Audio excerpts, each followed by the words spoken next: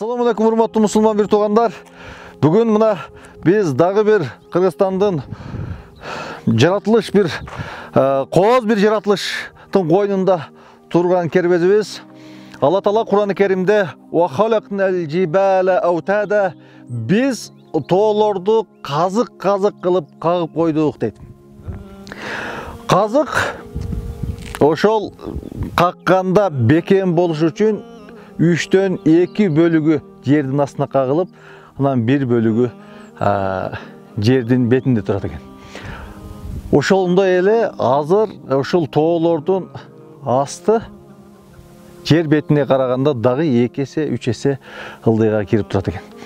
Бүгүн биз Кажысай айылынан өткөндөн кийинки сказка деген бир кооз жаратылышта турабыз. Мен бул чолок акылым ушул тоолордун жаратылышына ой жүгүртүп жете берген жок.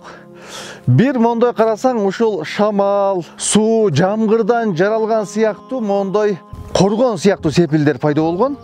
Ушунчалык укмуш. Же кол менен ушинтип бир кылымдарда ушундай падышалар, хандар ушундай кол менен жасалганбы дейин деп бол тарабын карасак, бол тарабы узун кеткен. Бул тарабы дагы теги бир 3-4-5-6 километрге чейин кеткен да, бирок ортосу жол сыяктуу, эки чекесинде ушундай бир чеп да. Ушунчалык бекем чеп, мону анча-мынча күч менен, анча-мынча нерсе менен дагы бузуш мүмкүн эмес. Бул жагы болсо аябай кеткен жар, тоолор, тиягында дагы ушундай бир чептер турат.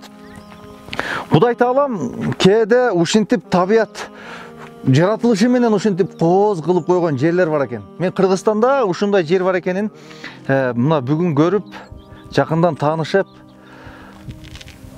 дагы бир жолу жараткандын кудуретине таан берип олтурган мезгилим. Мен ушул жердин тарыхын дагы жакшы билбейт экенмин. Эгерде ушул жердин тарыхын жакшы билген, кенен илмий тарыхын билген адамдар болсо, ушул жөнүндө мага маалымат берсе жакшы болот эле.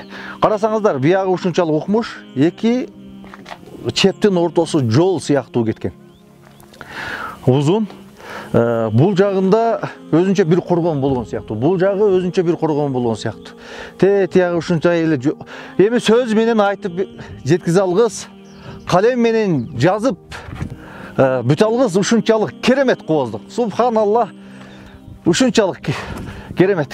Бул жагын карасаңыздар, бул жагы дагы 1-2 километр ар жакка карап кеткенин көрүп турабыз биз. Ар жагы ушундай аска зоолордон көрүнбөйт. Буду айта алам, бизге ушундай кооз Кыргызстанды берген үчүн жаратканга дагы бир жолу шүгүрчүлүк келтиребиз. Бар болуңуздар, бай болуңуздар.